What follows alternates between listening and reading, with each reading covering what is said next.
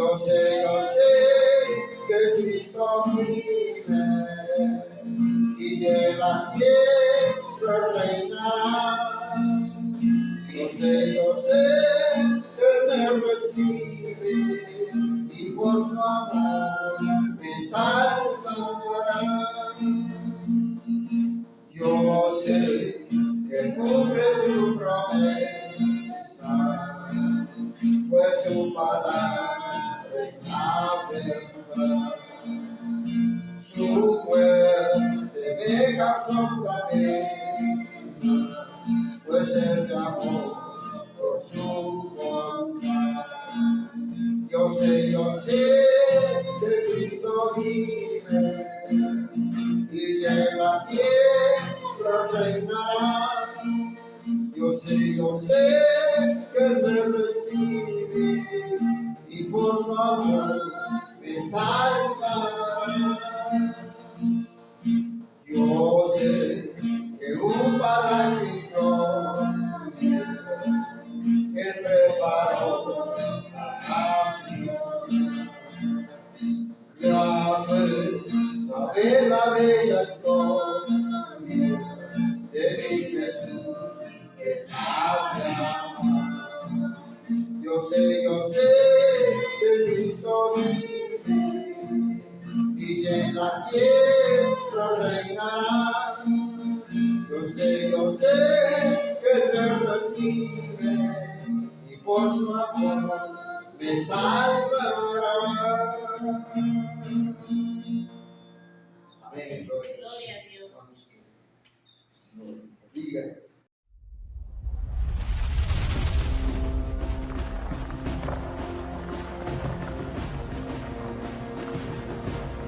En el principio de los tiempos, Dios, que desde la historia de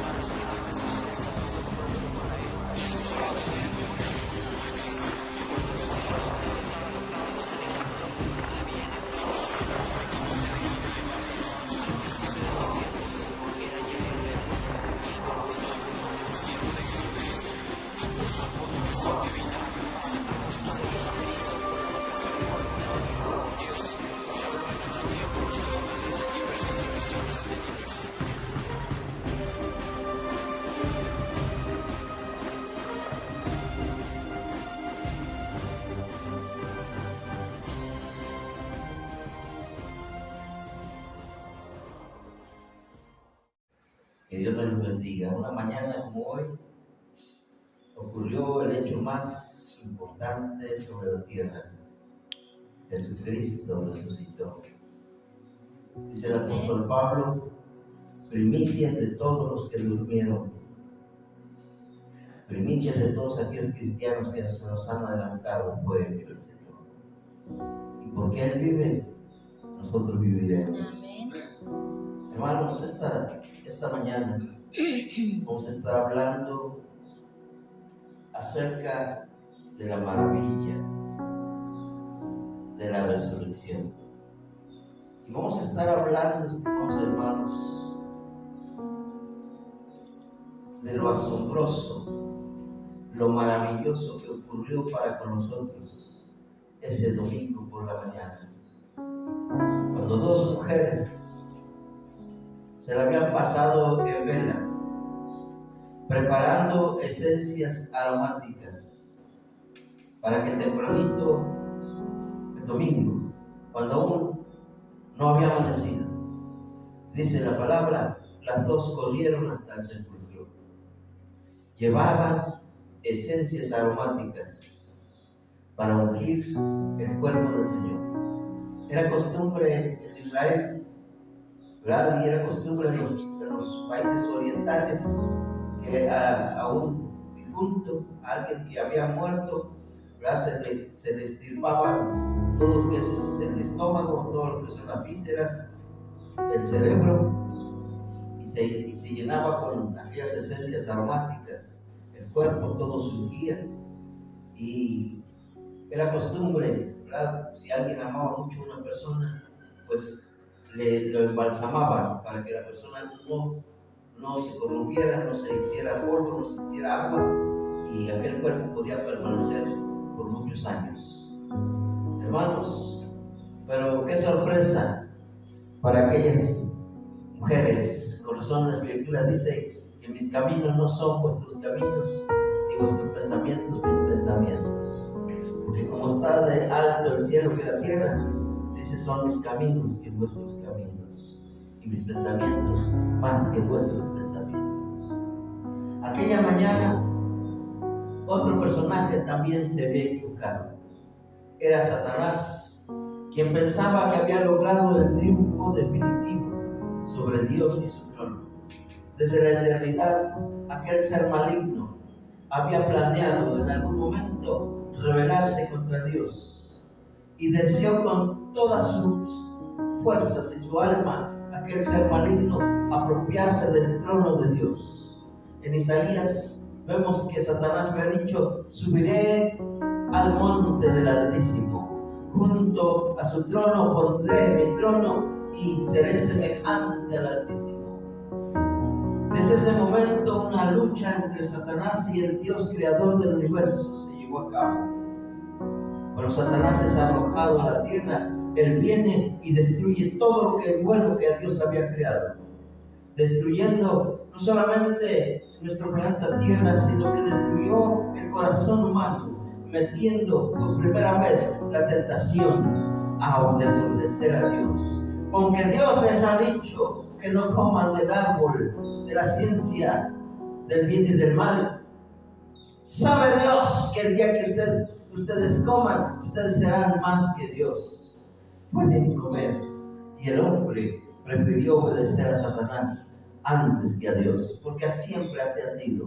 Hermanos, esa mañana, después del cruento día en que el Señor había estado en la cruz y había sido sepultado, Satanás llegó a pensar que la victoria era de él, que todo se había terminado para el mundo. Si Jesús permanecía en la tumba, no había esperanza, no había salvación, porque entonces de en vano habría sido su muerte, de en vano habría sido su sangre vertida en la cruz. Ese día Satanás y todos sus demonios estaban felices. Se meten en el corazón de los fariseos, de los sacerdotes, de los líderes religiosos. Van con Poncio Pilato y le dicen: sabemos lo que ese engañador estaba diciendo cuando estaba vivo. Él dijo que en 3 días iba a resucitar. ¡Qué tremendo! Que mejor el mundo sabe lo que iba a suceder. Y los discípulos estaban temerosos. Aquellas dos mujeres, 3 mujeres estaban preparando esencias porque decían: si Jesús, él ya murió. En cambio, Satanás se mete en los impíos y les asegura: él dijo que iba a resucitar. Pero Satanás tenía la última esperanza. Si no permitía que Jesús resucitase, él habría sido un triunfante, un victorioso. Y manda y se mete en el corazón de Pilato, se mete en el corazón de los líderes religiosos y van y traen la guardia pretoriana, soldados que estaban entrenados, eran lo máximo de lo máximo en el ejército romano, y ponen la guardia pretoriana frente a la tumba de Jesús. En ese momento Satanás mete en el corazón de Poncio Pilato el poner el sello imperial en la tumba de nuestro Señor Jesucristo. Cualquiera que violara ese sello era digno de muerte inmediata. Satanás pensó que había ganado la victoria. Con esto podemos entender que Satanás no es todopoderoso como muchos creen, como los brujos que piensan que Satanás tiene el mismo poder que Jesús. Nunca, jamás. Satanás ha sido tan poderoso como nuestro Señor Jesús. Él ni siquiera sabía. Uno de los apóstoles escribe en cierta ocasión y dice que si los demonios hubieran sabido que Jesús iba a resucitar, ellos jamás habrían incitado a la multitud a que fuera crucificado. Pero ellos no lo sabían. Lo mismo sucede cuando Jesús nació. Satanás no sabía dónde estaba el niño. Por eso se mete en el corazón de Herodes y como Satanás no sabía dónde había nacido el niño Jesús, pues a Herodes le incitó para que matara a todos los niños y de chispadas, ahí se iba también el niño Jesús. Satanás no sabía que Jesús iba a resucitar. Lo sospechaba. Pero sospechaba que tal vez sus discípulos iban a entrar a la tumba y que iban a robar el cuerpo de Jesús. Pero que Jesús iba a volver a resucitar con todo su poder y su gloria, él nunca lo sospechó. De ahí que manda la guardia pretoriana. Pero ese domingo, entre las 4 y 5 de la mañana, algo empezó a estremecer aquella tumba donde había sido puesto el Señor. Y mientras las mujeres salían de su casa, iban corriendo a las afueras de Jerusalén, rumbo al sepulcro, aquella tumba comenzó a estremecerse y a estremecerse. Satanás se dio cuenta que algo extraño estaba a punto de suceder. Mandó traer todos sus demonios, sus fuerzas diabólicas, para tratar de detener aquella tumba, aquella piedra que estaba moviéndose, pero de pronto aquella tumba se abre y la luz del Señor Todopoderoso invade el lugar. Satanás y sus demonios tuvieron que caer de rodillas frente a Jesús. En ese momento Jesús puso su pie sobre Satanás y le arrebató las llaves del infierno y de la muerte. Por eso en el Apocalipsis, cuando Jesús se aparece a Juan, le dice: he aquí que vivo por los siglos de los siglos. Amén. Y tengo en mis manos la llave de la vida y de la muerte. Unas llaves que Satanás se había apropiado, sumiendo en muerte y en pecado a la humanidad. Pero ahora el diablo estaba derrotado. Jesús había salido victorioso. Y a partir de ese momento, Satanás sabía que sus días estaban contados. Satanás sabía que ahora Jesús podía rescatar a un pueblo que hasta ese momento estaba bajo el poder de Satanás, sumergido en la idolatría, la borrachera, la hechicería, los celos, las iras, las contiendas, las disensiones. Ahora Satanás sabía que había un Cristo poderoso que podía derrotar al enemigo, y todos los hombres podían acudir a él para ser libres. Y eso de ninguna manera iba a permitirlo Satanás. De allí que desata una furia espantosa contra todo aquel que confesara el nombre de Jesús. El primer mártir fue Esteban, que a quienes los líderes religiosos le ordenaron que ya no hablara el nombre de Jesús. Puedes hablar de cualquier cosa, le dijeron, pero de Jesús ya no queremos que hables, ni tampoco de que resucitó, ni de que es poderoso. Como Esteban y los discípulos no iban a callar. En otro pasaje Jesús había dicho: si ellos callan, las piedras clamarán. Y en ese momento Satanás se dio cuenta que todo su poder se había derrumbado y que cristianos a 2000 años aquí en la comunidad de La Loma iban a ser libres, porque iban a conocer la verdad. Y la verdad nos iba a hacer libres. Hermanos, esta mañana quiero hablar acerca de las maravillas de la resurrección. ¿Qué cosas maravillosas ocurrieron ese día cuando la tumba se abrió y Satanás y sus demonios fueron derrotados? La más grande furia de Satanás, ¿saben cuál es? Que cristianos comunes y corrientes como los que estamos aquí ahora, que solamente han puesto su fe en Jesucristo, pero el Cristo resucitado, son capaces, cada uno de nosotros, hermanos, ustedes, todos los que estamos aquí, somos capaces en el nombre de Jesús atar a Satanás, reprenderlo y lanzarlo fuera de nuestras vidas, fuera de nuestras familias, fuera de nuestro hogar, fuera de nuestro matrimonio, y declarar victoria en Jesucristo. Eso no lo tolera Satanás. Por eso hace tan imposible, porque los hermanitos caigan en el pecado, se desanimen y no vengan y ya no sigan adelante. ¿Cuántos cristianos, hermanitos muy queridos, han caído en el camino? Porque ese es el propósito ahora de Satanás para con nosotros: hacer que nuestra fe no sea fuerte, ponernos tentaciones y hacernos sucumbir ante la prueba. Y hay muchos cristianos que aún piensan que Satanás tiene poder sobre sus vidas. Pero la verdad es que nosotros somos quienes tenemos poder sobre Satanás y sus demonios. ¿Cuáles fueron las maravillas de la resurrección? Salmos 19, 16, 9 a 10. Vean lo que dice la palabra de Dios ahí.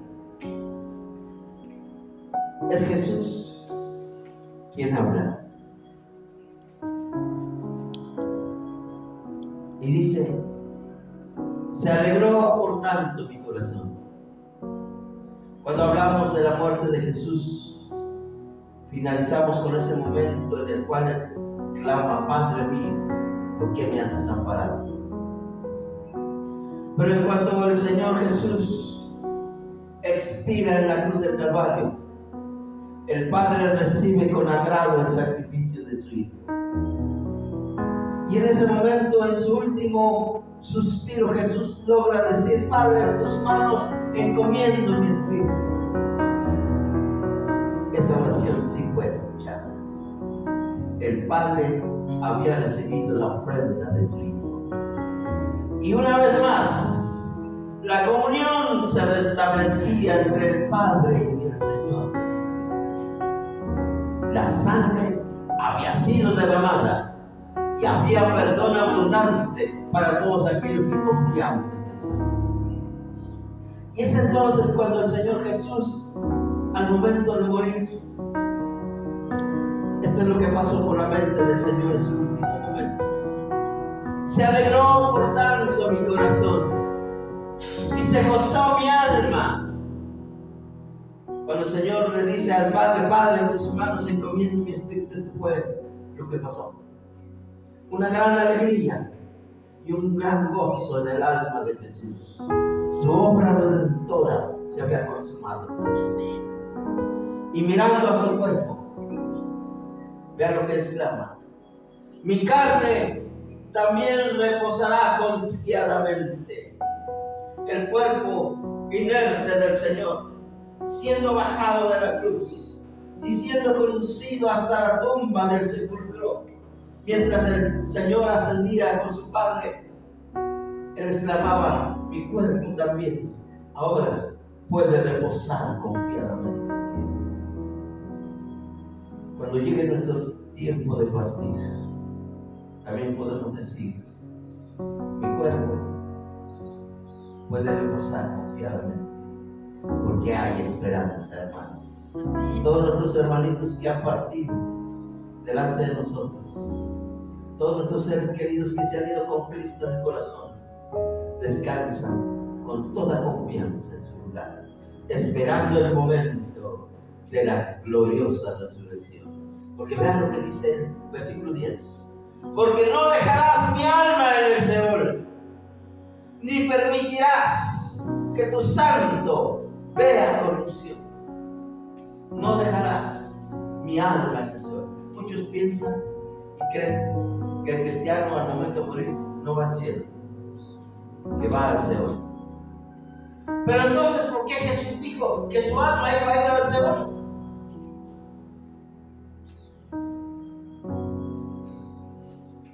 La palabra de Dios dice que subiendo a lo alto, tomó cautivo, o bajando a las profundidades, tomó cautiva la cautividad y dio dones a los hombres. ¿Y quién es el que bajó? Sino que el que volvió a subir y quien llena todo el universo. En los 3 días que estuvo en la tumba del Señor y su alma estuvo separada de su cuerpo humano, Dice la palabra, de acuerdo a lo que dice de los apóstoles que Jesús descendió a las partes más bajas y predicó el Evangelio a aquellos que estaban aprisionados. ¿Cómo podemos entender eso? ¿Sabían ustedes, hermanos, y haciendo rápidamente esta aclaración del Señor, que en el Antiguo Testamento ninguno de los patriarcas iba al cielo? ¿Sí lo sabían? Ni siquiera Abraham, ni Isaac, ni Jacob, ni Elías, ni ninguno de los profetas iba al cielo. Cuando moría, simplemente decía y fue unido a sus padres. No decía y fue a la presencia de Dios. Y un hermano me decía, ¿cómo es posible eso? Y yo le dije, ¿cómo poder ir al cielo si no hay un camino? ¿Cómo poder ir a la gloria si no había una puerta? Fue hasta que Jesús viene y muere en la cruz del Calvario que un camino vivo y nuevo se abrió a través del velo que es su cuerpo, dice Hebreo. Y ahora sí podemos entrar con toda confianza hasta el lugar santísimo. Y ahora sí hay un camino, porque Jesús mismo dijo, yo soy el camino, yo soy la verdad, yo soy la vida, nadie viene al Padre sino a través de mí. Jesús abrió el camino, pero como había almas aprisionadas en el paraíso, ¿por qué aprisionadas? Porque no podían salir de ahí. Era un lugar de descanso placentero, no era la gloria, era el lugar a donde iban todos los santos del Antiguo Testamento. Pero esos santos estaban en la esperanza de que un día iba a venir Jesús a abrir el camino rumbo a la gloria. Hermanos, ese día Jesús descendió hasta ese lugar.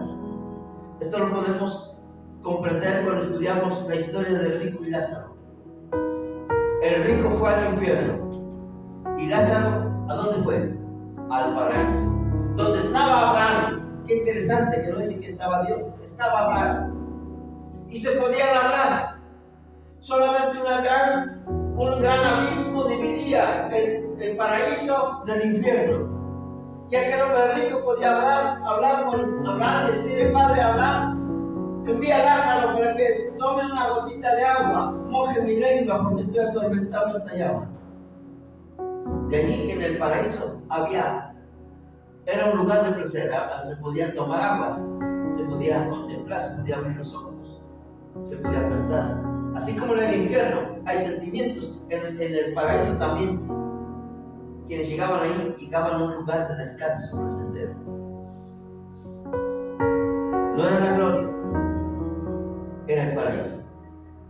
Pues hasta ese lugar, por eso dice aquí la palabra, no dejarás mi alma en el Seol. Se le llamaba Seol también. Solo que el Seol estaba dividido en el paraíso y en el infierno. Quienes caían en el infierno no podían pasar allá, ni estos podían pasar para acá. De ahí que tengo mis serias dudas cuando alguien dice yo soñé, y hay un testimonio que sale mucho por el YouTube que dice que un cristiano fue al infierno. Nunca, jamás. Eso puede pasar. Y que Jesús andaba con él ahí en el infierno. Jamás. Hermanos, dice aquí, no dejarás mi alma en el Seol, refiriéndose al paraíso. Estaba Abraham, Isaac, Jacob, todos los patriarcas. ¿Y para qué descendió Jesús? Para anunciar las buenas nuevas de que ya había un camino rumbo a la gloria. Y tomó cautiva la cautividad. Todos los que estaban ahí, que habían confiado en el Señor, los trasladó a su precioso reino. De aquí, hermanos, que cuando el Señor Jesús muere, la tierra tembló, los sepulcros se abrieron, y dice la palabra, y los cuerpos de los santos, ¿quiénes eran ellos? Los patriarcas, los profetas, todos los cuerpos de los santos salieron de sus sepulcros, y dice, y entraron a la ciudad celestial. Amén. Hermano, Gloria a lo que Dios. pasó con el Señor esa mañana, en el momento en que Él muere. fueron liberados aquellos que permanecían en el paraíso. Ahora desde el cielo no se ve el infierno. Ahora los perdidos no pueden platicar con los cristianos.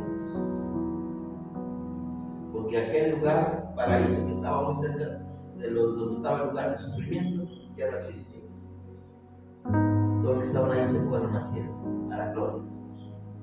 De allí que cuando mueran inconversos, hermanos, no hay nadie que pueda interceder por él. Hermanos, pero hablando de Jesús, y ya espero haya podido entender por qué el Señor dijo que no iba a quedarse su alma en el Seol. Porque efectivamente Jesús descendió hasta donde estaban los santos del Antiguo Testamento y los trasladó al cielo. Porque ya había puerta, porque ya había camino. Hermanos, porque no dejarás mi alma en el Seol. Pero ahora había el problema del cuerpo de Jesús. Pero Jesús dice, tampoco vas a permitir que el cuerpo de tu santo vea corrupción o entre en descomposición. Y antes de que la descomposición hiciera presa del cuerpo de Jesús, Jesús se resucitó a sí mismo con el poder que él tiene. Se resucita a sí mismo y sale triunfante de la tumba, hermanos. Y en ese momento cosas maravillosas comenzaron a ocurrir. Y vamos a contemplarlas ahora sí. La resurrección es la promesa del Evangelio. Vayan ustedes a hacer una encuesta en toda la loma, en todo Choclocán, con las personas que no conocen al Señor, y pregúntenles, ¿tiene usted una esperanza? Venga a ser usted cuando muera. Y todos les van a decir, no hay ninguna esperanza. Yo espero que al momento que muera, mis familiares traigan al rezandero y empiecen a rezar. San Patricio ruega por él, San Jacinto ruega por él. Y una hilera interminable de santos. Y aún ahora siguen intercediendo por el Papa que se acaba de morir. ¿Por qué? Porque la religión no trae ninguna esperanza. La esperanza está en la resurrección de nuestro Señor Jesucristo. Es la promesa del Evangelio, por eso nosotros hemos sido afortunados por Dios, porque hemos conocido el Evangelio y lo hemos aceptado en nuestras vidas. Vean lo que dice Hechos capítulo 13, versículo 32. Y nosotros también os anunciamos el Evangelio de aquella promesa hecha a nuestros padres. ¿Cuál era la promesa? La promesa de la resurrección. Sí. Hasta aquel momento en que Cristo vino, todos los hombres morían, nadie resucitaba. De hecho, no había la esperanza de resurrección. Todos pensaban que sí, iba a haber una resurrección, pero del alma nada más, allá en el final de los tiempos. Pero Jesús dijo, yo soy la resurrección y la vida. El que cree en mí, aunque vaya a la tumba, va a vivir. Amén. Gloria a Dios, hermanos. ¿Por qué? Porque el Evangelio sí tiene promesa. En el Evangelio sí hay esperanza, hermanos. Pero también la resurrección es la promesa de Dios. Ya no es solamente una promesa, ahora es un cumplimiento. Cristo resucitó, hermanos. Ya, la resurrección es un hecho, es una realidad, hermanos. Ojalá yo hoy fuera su venida y ojalá hoy viniera el Salvador y las puertas del cielo se abrieran para irnos a vivir con el Señor, hermanos. Ya la resurrección ya ni siquiera es una promesa, ya es un hecho. Escribiendo a los Efesios, el apóstol Pablo decía, y juntamente con él nos resucitó. Vean cómo el apóstol habla del tiempo pasado y él decía, nosotros ya, hagan de cuenta que ya estamos resucitados.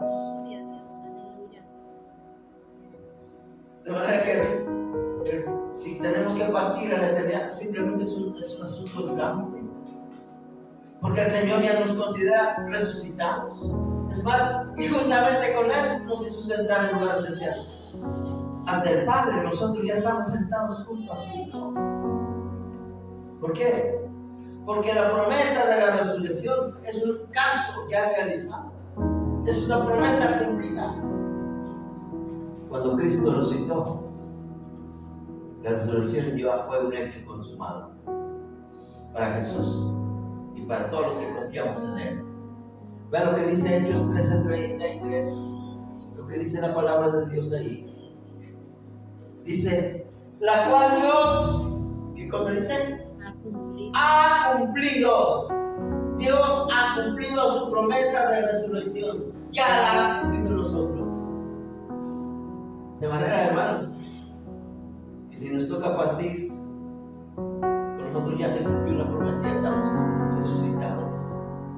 Solamente que falta el cumplimiento total con este cuerpo. Hermanos, la cual Dios ha cumplido a los hijos de ellos y a nosotros. ¿Cómo la cumplió? Resucitando a Jesús. Resucitando a Jesús, como está escrito. Hermanos, gócense, alegrense. Hermanos, ustedes me ven ahora aquí. Los años no pasan de vano. Pero ante la vista de Dios, yo estoy resucitado juntamente con Cristo. Y sentado en sus lugares celestiales. Solo espero que Él venga para que eso se haga una verdad literal. Primera de Juan, capítulo 3, versículo 2. Dice, amados, ahora ya somos hijos de Dios. Pero no se ha cumplido aún lo que vamos a hacer. Pero sabemos que cuando Él se manifieste, hermanos, seremos semejantes a quién? A Cristo. A Cristo. ¿Y saben ustedes cómo describe la palabra de Dios al Señor Jesucristo? En el Salmo 41. En el Salmo 41 dice, Él es el más hermoso de los hijos de los hombres. La gracia es de los pueblos. Hablando de Jesús, el Hijo de Dios, lo menciona como alguien completamente hermoso, maravilloso. Él es el más hermoso de los hijos de los hombres.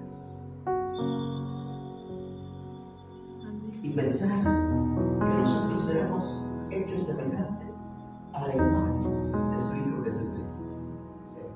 Qué maravilla, hermanos, qué maravilla, ¿verdad? ¿Por qué? Porque Dios ha cumplido ya su promesa. Ya hay resurrección.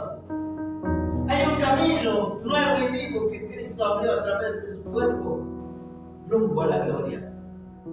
Ahora los cristianos ya no vamos al cielo. Por ahí andan los falsos testigos que dicen que nadie va al cielo, porque ellos se quedaron en el Antiguo Testamento. Ellos ni siquiera creen que Cristo resucitó. Ellos dicen que Cristo resucitó, pero una especie así como de humo, su alma nada más. Yo me pregunto, ¿alguien ha visto un alma morir? El alma no muere. Y para que resucite un alma, el alma necesita morir. Lo que muere es este cuerpo. El alma es eterno. De allí que el hombre, al morir, su alma es eterna, o va al infierno o va al cielo. La eternidad ya es un hecho.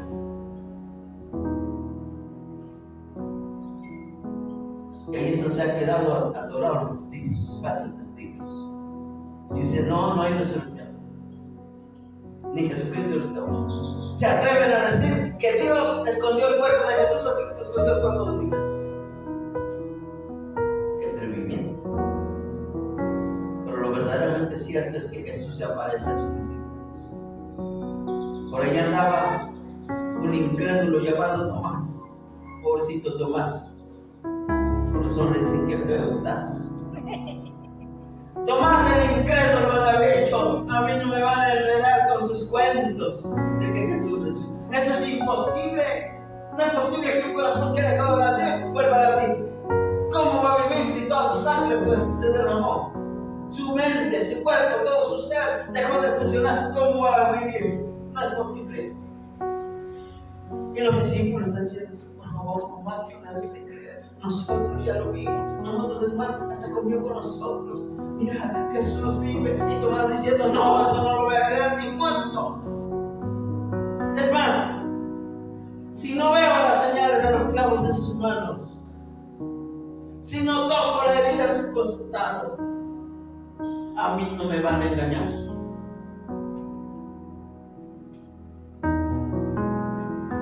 Jesús no dice así. A mí no me van a engañar, pero apenas se acababa de Santiago, el incrédulo. Santiago, Tomás. 7 días pasaron y él pensó que nadie lo había escuchado. Hermano, qué bonito saber que todo lo que hablamos nosotros, había alguien que lo escucha. Tomás pensó que él estaba hablando con los discípulos ahí discutiendo, no, a mí no me van a engañar, a mí no me van a hacer tontito, Jesús no ha resucitado, alguien se lo robó. Ay, pero Jesús había escuchado, hay que tener cuidado con lo que hablamos, hermanos, con nuestros vecinos, con nuestra familia, hay que tener cuidado porque el Señor escucha. Sucede que a los 7 días Jesús se presenta de nuevo ante los discípulos y le dice a Tomás, ven para acá tantito, escuché lo que dijiste. ¿Sabes qué? Yo escuché bien clarito que dijiste que querías meter un dedo en mis heridas, en mis manos, así que ven, a ver, te voy a cumplir el antojo. Dicen que Dios no cumple antojos, pero con Tomás fue demasiado bueno el Señor. Satanás se merece, Tomás se merecía una reprendida, no que el Señor lo chiquiara de esa manera, ¿verdad? Y va el Señor y dice, a ver, acércate Tomás, vente. Aquí está mi mano. Y estaba la herida de los clavos ahí, bendito Jesús. Y el Señor dice, órale, Tomás. Órale, querías meter tu dedito en mi herida, órale. Tomás hace esto. Y luego el Señor dice, pero me acuerdo que también dijiste que querías meter tu mano en mi costado, órale, aquí está mi costado abierto. Métela tu mano, métela. Pero Tomás ya no tuvo fuerzas. En ese momento cae de rodillas y dice, Señor mío, Dios mío. Y el Señor ahora sí lo va a repetir, va a decir, Tomasito, hasta que me vistes, has creído. Bienaventurados los demás discípulos, bienaventurados los hermanos en la loma, porque ellos sin ver a Jesús han creído en él. Qué tremendo, hermanos. La promesa fue cumplida. La promesa de la resurrección. ¿La creemos? Amén. ¿No te he dicho que si creyeres verás la gloria de Dios? Le dice el Señor a Marta y a María. Su hermano había muerto. Y Marta y María no querían quitar la piedra de la incredulidad. ¿Sí? Jesús les dice, ¡quita la piedra! Y Marta y María, no, Señor, por favor, por lo que más quieras, tiene 4 días de muerto. Si lo sacan, tenemos que correr de aquí. Y Jesús les dice, ¿hasta cuándo van a entender que si no me creen, no van a ver la gloria de Dios? La promesa de la resurrección ya fue cumplida. La resurrección, hermanos, es la base de la fe cristiana. Allá afuera en el mundo, las iglesias están atiborradas de santos, de cristos y de vírgenes, porque el hombre necesita creer en algo. En cambio nosotros ya no necesitamos ningún santo ni ningún Cristo, todavía crucificado, porque nuestro Cristo vive. Su resurrección es la base de nuestra fe. Nosotros no creemos en San Martín de Porres, ¿verdad?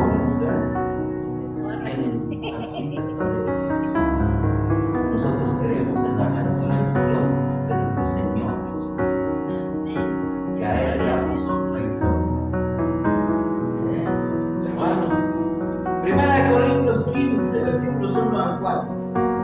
Ahí vamos a ver que la resurrección es la base de nuestra fe, así como en Hechos 17:3. Veamos la escritura rápidamente. Dice Hechos 17:3, declarando y exponiendo por medio de las Escrituras que era necesario que el Cristo padeciese y resucitase de los muertos, y que Jesús, a quien yo os anuncio hoy, decía él, es el Cristo. ¿Qué es lo que se predicaba de Cristo?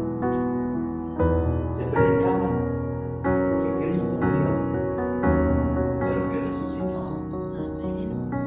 Gloria a Dios, hermano. Y que Él es el que debe ser anunciado como el Cristo de Dios. La resurrección es la base donde se fundamenta nuestra fe. Sí, porque no creemos en nadie más que no sea Jesús, pero un Cristo resucitado. Por eso aquí nunca vamos a tener unos crucifijos así grandotes en el cual alguien venga y se santigua y vive. Porque nuestra fe está puesta en un Cristo vivo. Y ese Cristo vive, y ese Cristo vivo está ahora mismo aquí.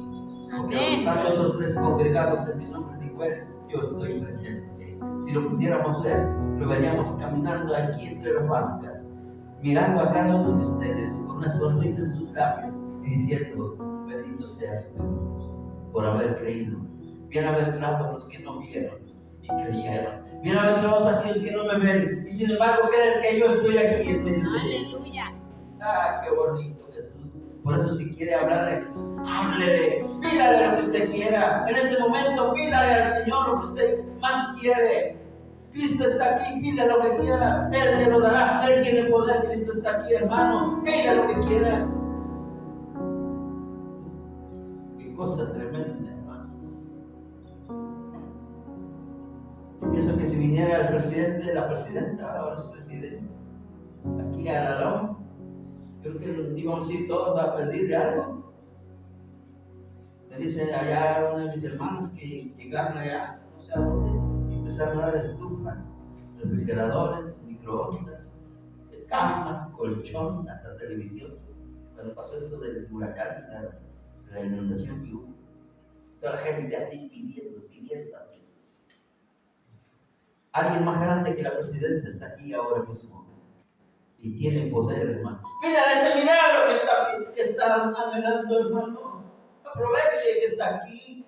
Pídale por su hijo, pídale por su ser querido, pídale por esa enfermedad. Porque es el Cristo de los milagros, el Cristo de poder, el Cristo resucitado, el que está en medio de nosotros. Amén. Me ha tocado ver a personas que llegan y hay una cruz ahí, una virgen, piden con todo su corazón. Y digo yo, si fuéramos cristianos, que de veras creyéramos que Jesús está aquí, le pediríamos hasta con lágrimas en los ojos. Además, os declaro, hermanos, dice 1 Corintios 15:1, el evangelio que os he predicado, el cual también recibisteis, en el cual también perseveráis. Aquí encuentro yo algo muy importante. El evangelio que ha sido predicado es el que hemos recibido. ¿Qué es lo que hemos recibido nosotros? El evangelio de nuestra salvación. ¿Y en qué consiste el evangelio de nuestra salvación? Que Cristo murió por mí y que fue resucitado para darme vida. Ese es el evangelio. Y yo creo en eso. Hermanos, dice, en el cual también perseveráis. Hay que ser fieles hasta la muerte y yo te daré la corona de vida. ¿Cómo podemos saber cuando alguien es verdaderamente cristiano? Porque persevera hasta el fin. No persevera hasta el fin para ser cristiano, sino porque ya es cristiano. Aquí es donde muchos se equivocan y piensan que perseverar es perseverar para que yo sea salvo. No, yo ya soy salvo y por ese motivo persevero. Hermanos, en el cual también perseveráis, por el cual asimismo, si retenéis la palabra que os he predicado, sois salvos. Y si no, Creíste, hermano. hay que creer en la palabra de Dios. Hay un libro en el cual debemos creer con todo nuestro corazón. La santa palabra de Dios. Porque hoy en día hay muchos predicadores falsos allá afuera. Testigos de Jehová, sabáticos, mormones. Y allá en el Medio Oriente los árabes con sus religiones falsas. Hermanos, Dios nos pide creer en su palabra únicamente. Por lo cual, dice, por el cual asimismo retenéis. Hay que retener la palabra, hermano. Yo no sé si les hiciera yo un examen de todo lo que he aprendido esta semana. Hay que hacer lo posible, hermanos. Hoy en día hay muchos medios por los cuales podemos aprender la palabra, ¿verdad? Tenemos en nuestros celulares, ahí está la Biblia, hermanos. Y ahora que yo estoy en el YouTube, me pueden ver a la hora que quieran. Simplemente ponen ahí en el YouTube, en el buscador, en Martínez Familia, y ahí están mis videos, estas predicaciones que estoy dando ahora, ahí van a estar. Hermanos, ¿podemos retener la palabra? Quiere decir recordarla. Y si alguien ya dejó de recordar la palabra, hermanos, dice el apóstol, pues ahí sí hay problemas serios. A lo mejor creyeron en vano. Qué bueno que a nosotros nos gusta la palabra de Dios. Bendito sea el nombre de Jesús. Por siempre y para siempre sea alabado su nombre. Pero sigamos viendo más maravillas respecto a la resurrección de Cristo.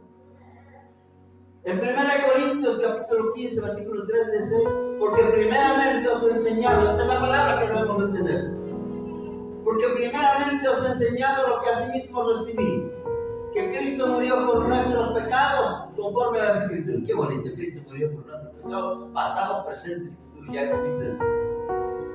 Y que fue sepultado. Efectivamente, el Señor fue sepultado y estuvo en la tumba tres días, 3 noches. Y que resucitó al tercer día, conforme a las Escrituras. Por eso nosotros no tenemos necesidad de tener un crucifijo aquí frente. Porque creemos en un Cristo vivo de poder. Gloria a Dios y a su precioso nombre. Hermanos, la resurrección marca la diferencia entre Jesús y los ídolos. ¿Cuántos en este momento están inclinados ante un ídolo muerto? Ante una virgencita. Estaba pasando aquí por la calle y veo una virgencita ahí con mucha leña. Y si hay Luis, le piensa poner lumbre a esa virgen. Hermanos, la diferencia entre nosotros los cristianos es que nosotros adoramos a un Dios vivo, mientras allá afuera se adoran a los ídolos muertos. Dice Hechos 17, 18, vean lo que dice la palabra. Qué tremendo. Dice, y algunos filósofos, o sea, gente de cerebro, ya, no dice filósofos, quiere decir gentes inteligentes, ¿verdad? Qué inteligencia la del mundo, ¿verdad? Y epicúreos, o sea, los meros grandotes, aquellos que siempre andan encapuchados y dicen que ellos estudiaron toda clase de teologías y de doctorados. Y de los estoicos, esos que difícilmente nos va a hacer cambiar de opinión, porque lo que ellos dicen, eso es la mera verdad.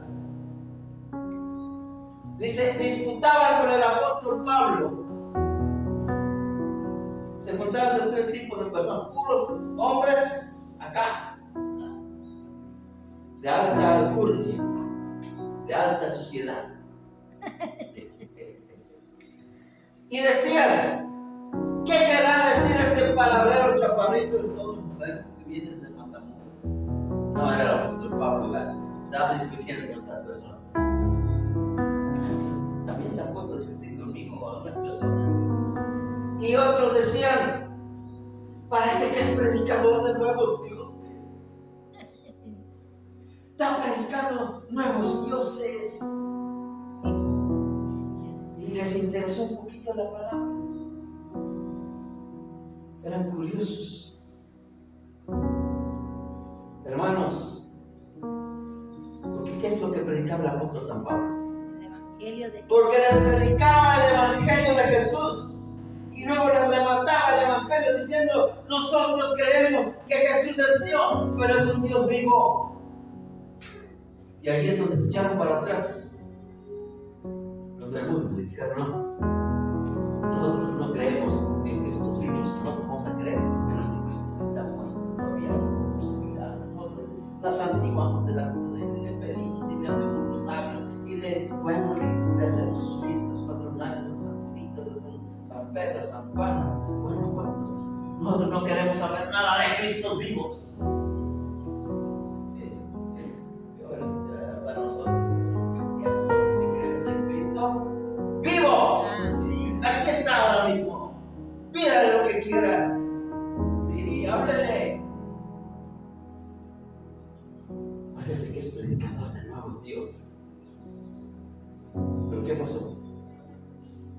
Cuando les habló de la resurrección, ¿saben qué dijeron? Vete por donde viniste. Eso de la resurrección, eso si te volaste la barda, eso no puede ser posible. Y ese nada más. El mundo prefiere creer en ídolos muertos a pensar en un Cristo vivo. Si creen en un Cristo vivo, se vuelven cristianos, ¿verdad? Primera de Tesalonicenses 1:9 dice: porque ellos mismos, esto es lo que pasó con nosotros, hermano, alégrese. Dice: porque ellos mismos cuentan de nosotros la manera en que nos recibisteis y cómo os convertisteis. Vean esto, lo que pasó con nosotros. ¿Cómo nos convertimos de los ídolos? Claro que sí, en algún tiempo, ¿verdad? También iban a traer los ídolos muertos. Que la virgencita del chorrito, que la virgencita de las lágrimas. Bueno, ¿cuántas vírgenes se han inventado? La soledad de los remedios. ¿Cómo nos convertimos de los ídolos a Dios? Por eso ahora que la canción de Dios. Y para servirlo, hermanos. Ahora mismo lo estamos sirviendo aquí. Estando en este culto maravilloso. Para servir al Dios vivo y verdadero. ¡Ah! Pero hay esperanza, mi estimado hermano. Alégrese. Sonríale a Jesús, Él está aquí. Él se está sonriendo con usted. Denle una sonrisa al Señor Jesús también, porque vean ustedes nada más. Y esperar de los cielos ¿a quién? A su Hijo. Viene el Señor Jesús, hermanos. Viene otra vez, viene al mundo. Primeramente viene en el maravilloso rapto de la iglesia, en donde los cristianos vamos a ser arrebatados en un abrir y cerrar de ojos. A la final trompeta. Los muertos resucitarán. Y si nosotros estamos vivos, dice el apóstol Pablo, que viene a Tesalonicenses, dice: y si nosotros estamos vivos, seremos transformados en un abrir y cerrar de ojos y saldremos para recibir al Señor en el aire, y así nos iremos a la gloria con Él.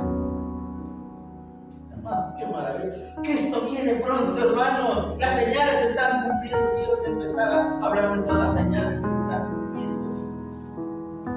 El ataque de Israel, la luna roja que ha pasado, las naciones que están hablando de una tercera guerra mundial, las bombas atómicas que están siendo preparadas en este momento en que yo les estoy hablando, hermanos. Los ejércitos más poderosos del mundo se están preparando para una colosal guerra. Y muchos dicen: si se desata la tercera guerra mundial, el planeta Tierra se desintegra. ¿De qué nos está hablando eso? De que pronto el Señor viene y pudiera ser hoy.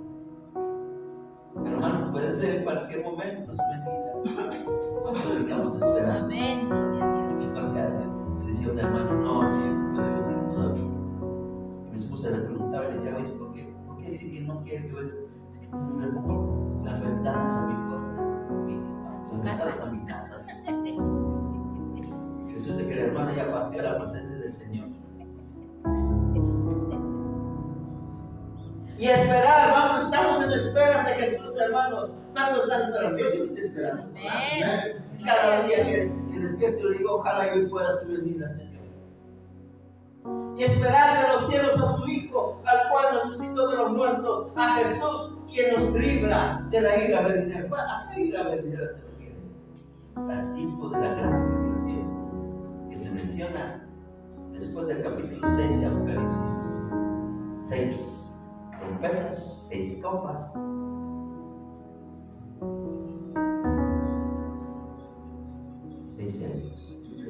Triple 6, triple 7, 7 copas, 7 sellos.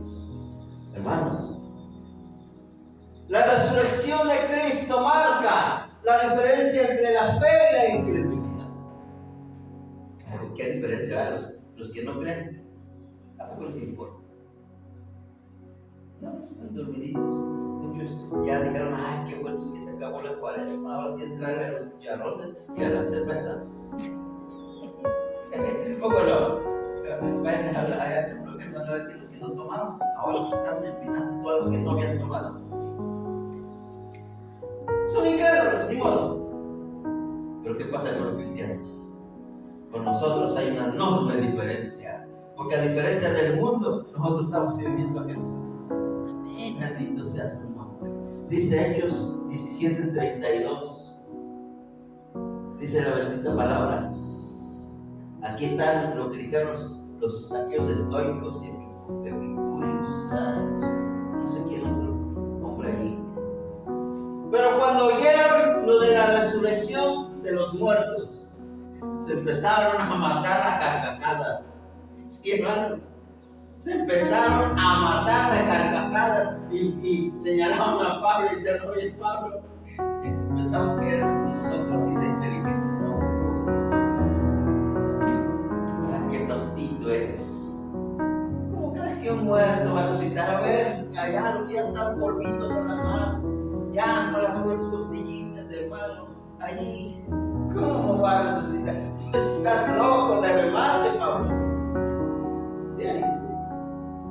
Cuando oyeron que Pablo está hablando de la resurrección, se mataron de risa, burlándose del apóstol. Y otros decían, ¿sabes qué? Cuando hagamos chiste y queramos a alguien que venga a contar chistes, te volvemos a hablar. Lo que dice aquí, hermano, ya te oiremos acerca de esto otra vez que tengamos tiempo. ¿Sabes qué? Pablo y yo pensaba que eras inteligente, pobrecito tontito, ¿verdad? Te lavaron los cerebros esos protestantes, aleluyas. ¿Cómo se no le han dicho? Ya.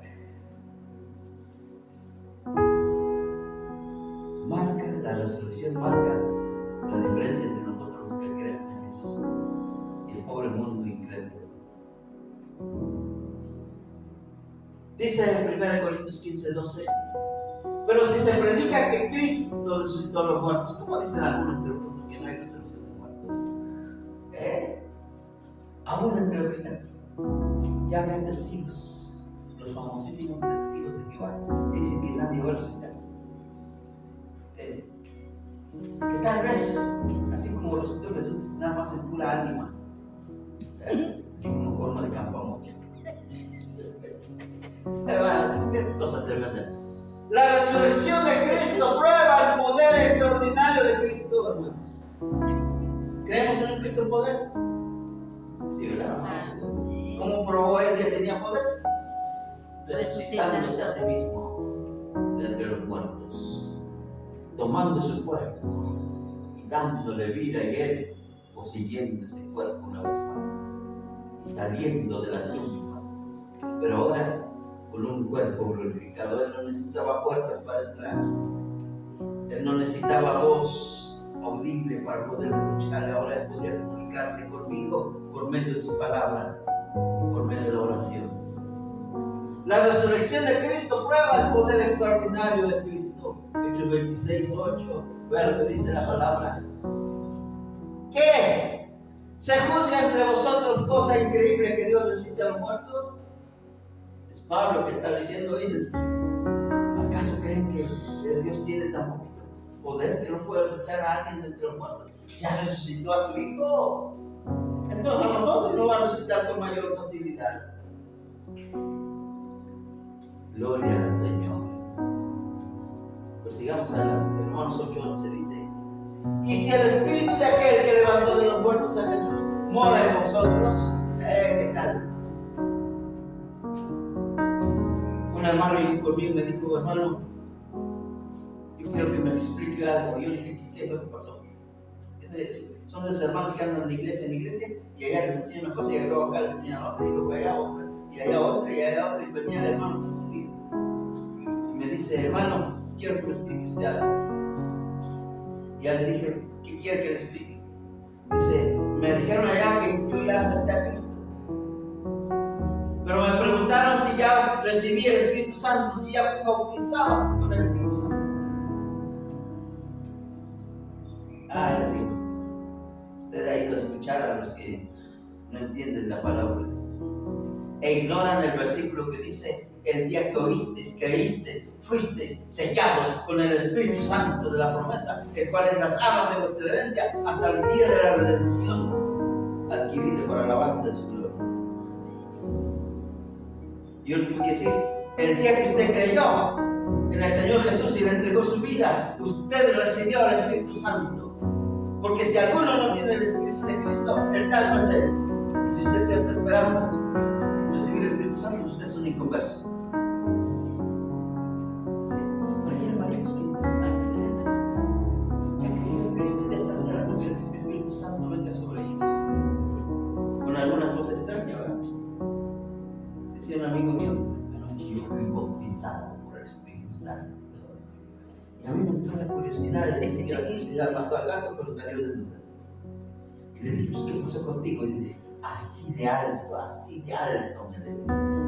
Hermano, el Espíritu Santo llega a nuestra vida, nos bautiza. ¿Qué significa bautizar? Sumergir en. ¿En quién nos sumergió el Señor? El Espíritu Santo en Cristo. Por eso ahora, si alguno está en Cristo, nueva criatura es. Hermanos, y si el Espíritu de aquel, qué bueno que tenemos el Espíritu de Cristo, ¿verdad? Es el Espíritu Santo. Y si el Espíritu de aquel que levantó a los muertos a Jesús mora en vosotros, ¿qué va a pasar? El que levantó de los muertos a Cristo Jesús va a vivificar sus cuerpos mortales, aunque estén bajo tierra. ¿Por el poder de quién? Por el poder del Espíritu Santo que mora en ustedes. Hermanos, me escribe una hermana y me dice, hermano, aquí nos han enseñado que hay que pedir que Dios nos mande su Espíritu Santo. No, hermanos, el Espíritu Santo se quedó a vivir con ustedes, se quedó a vivir conmigo, el cual estará con vosotros hasta el fin del mundo, dijo el Señor. El Espíritu de verdad, el cual el Padre enviará en mi nombre, Él estará con vosotros todos los días y os recordará las cosas que os he enseñado, dijo el Señor. Mora en vosotros, más hasta ha hecho de nuestro cuerpo templo del Espíritu Santo, el cual está en vosotros, el cual tenéis de Dios y que no sois vuestros, dice el Espíritu. Hermanos, la resurrección de Cristo marca la diferencia entre nosotros y los incrédulos. Pero la resurrección de Cristo confirma la divinidad de Cristo. ¿Cómo podemos decir con toda seguridad que Cristo es Dios? Porque resucitó. Él no está en la tumba, Él ha resucitado. Primicias de los que durmieron es hecho. Dice Romanos capítulo 1 versículo 4 que fue declarado como Hijo de Dios con el poder según el Espíritu de Santidad. ¿Y cómo fue comprobado que fue declarado Jesús Hijo de Dios? Por la resurrección de entre los muertos. ¿Por qué sabemos que Jesús es Dios? Porque resucitó de entre los muertos. Por si los testigos de Jehová dicen, no, Jesús no es Dios. Él es un Dios. Pero Él no es el Dios todopoderoso. No, Jesús es Dios todopoderoso. Todo poder me es dado en los cielos y en la tierra, dijo el Señor. Su resurrección confirma su deidad. Cristo es Dios todopoderoso. Por la resurrección de Cristo se nos proveyó nueva vida. Es que nosotros cambiamos de vida. Me decía un amigo mío, a ustedes el pastor los debe castigar mucho si ustedes llegan a tomar, si llegan a decir una maldición. Y a mí me decían, vamos. Recuerdo que eran tiempos de Navidad y habían llevado así unos tambos llenos de pura bebida embriagante, así.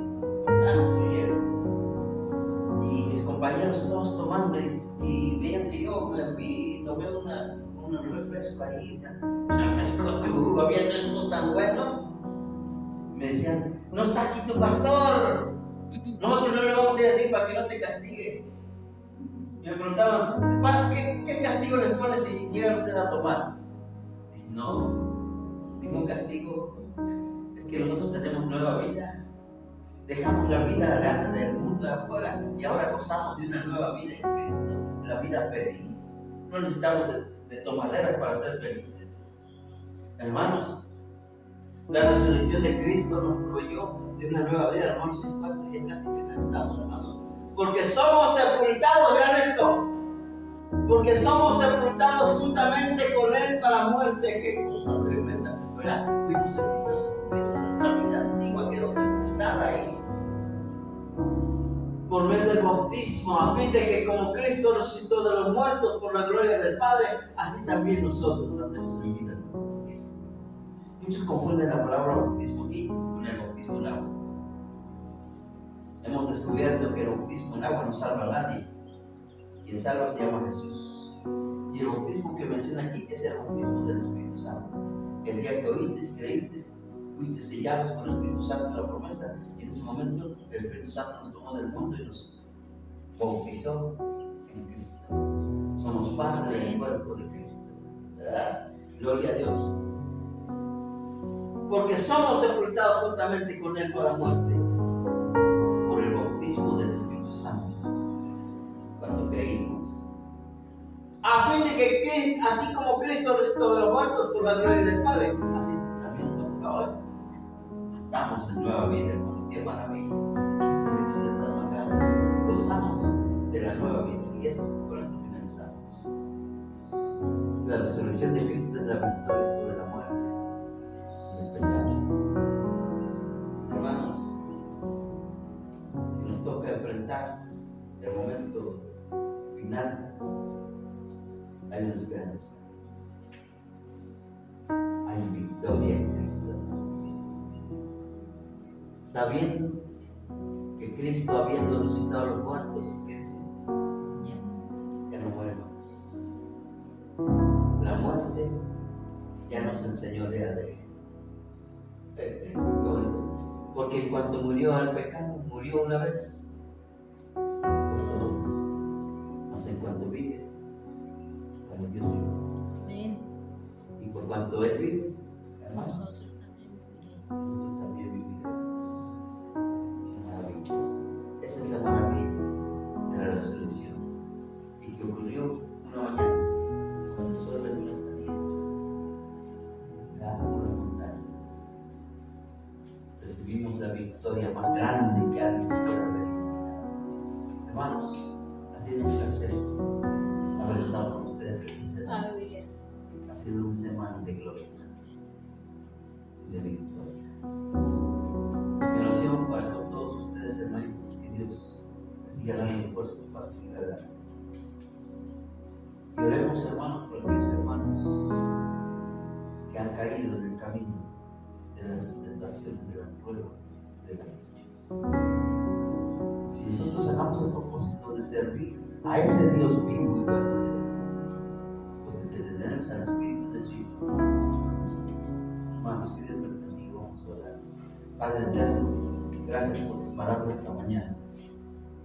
Te damos honra y gloria porque un día como hoy, hace más de 2000 años, resucitaste de los muertos y obtuviste una victoria sobre la muerte y el pecado. Y esa victoria nos las has dado a nosotros. Y nosotros hemos vencido por la palabra de Dios. Bendice ahora a mis hermanos. Y gracias te doy, Señor, por haberme permitido estar con ellos esta semana, recordando tu muerte, tu sepultura y tu resurrección, y las maravillas que ocurrieron en la cruz del Calvario, que son nuestra gloria. Amado Señor, ahora nos ponemos a tus pies y humildemente te pedimos que nos des tu bendición. En el nombre poderoso de Jesús. Amén. Amén. Gloria a Dios, hermanos. Dios me lo bendiga.